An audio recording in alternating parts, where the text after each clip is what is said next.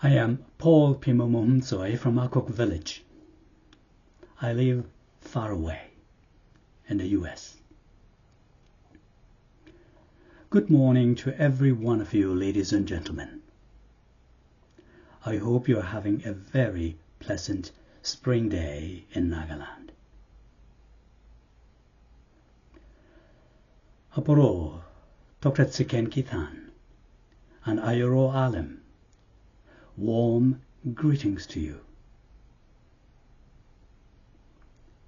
I think the release of a memoir is a very significant family event, because every life originates in a family and takes on a lifelong process of becoming with the help of family and friends. So I want to especially welcome your families and friends into this morning's gathering, both those in attendance and those who couldn't make it, including, in spirit, the loved ones who have passed on.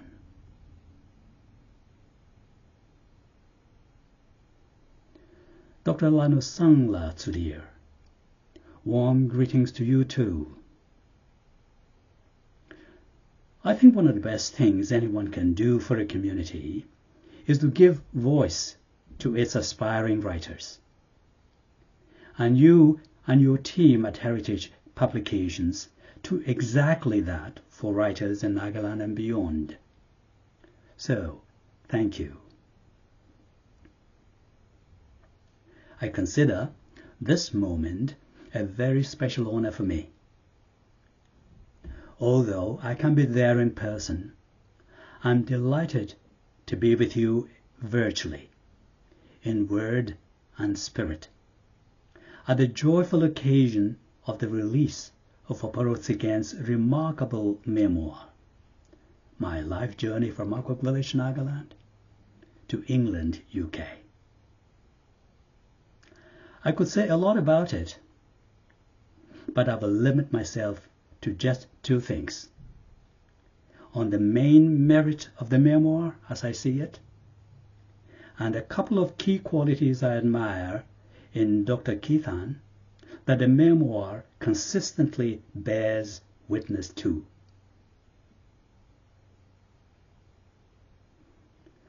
The thing I most want to say about Aporo and his memoir is that he is a natural storyteller and writer. The quality of a book, especially a memoir, rests on the things recalled, the people and their relationships, the places and events, and the relevance of the details remembered. What immediately struck me upon reading Aporo's work is his extraordinary ability to recall the people and events throughout his life in vivid detail. He has what we call a photographic memory. And what's more, the draft he assembled to weave the details together flow naturally along in smooth narrative language, merging the events of his life journey seamlessly with his way of telling them.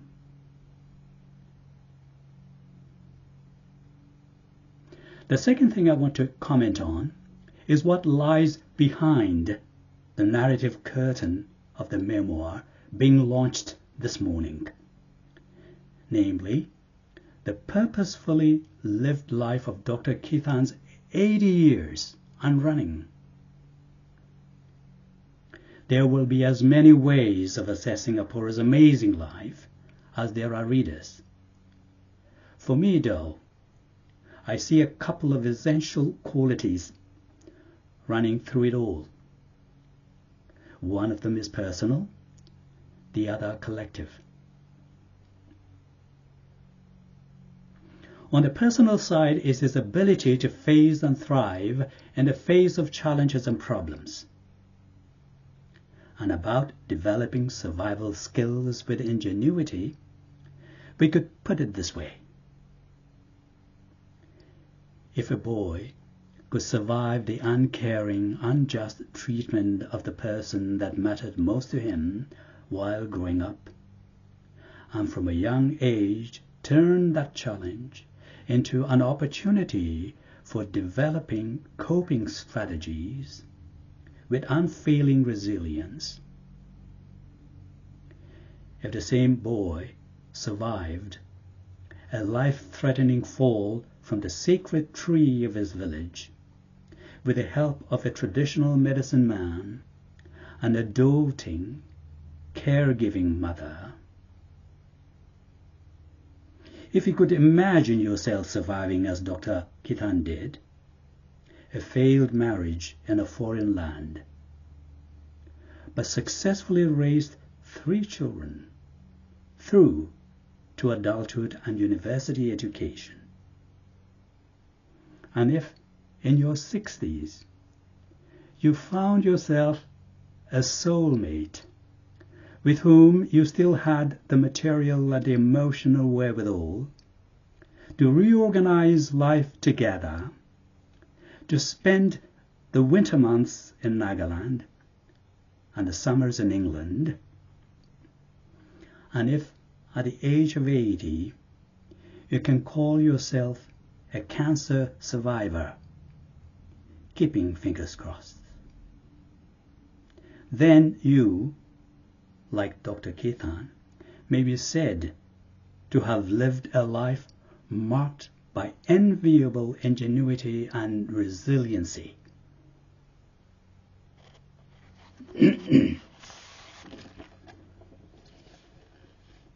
The second admirable quality Dr. Kithan's life exemplifies is the importance of cultivating honest personal relations and supportive communities throughout his life. And about that, we could put it this way. If while dealing with a troubled marriage, raising 3 children, and living the life of a demanding general medical practitioner in England, you still found the time and energy to initiate the formation of a Naga People's Association in the UK, UKNA, and lead it to maturity, if the patients you cared for decades earlier happily greet you in public places and stores and tell you that you were their best doctor,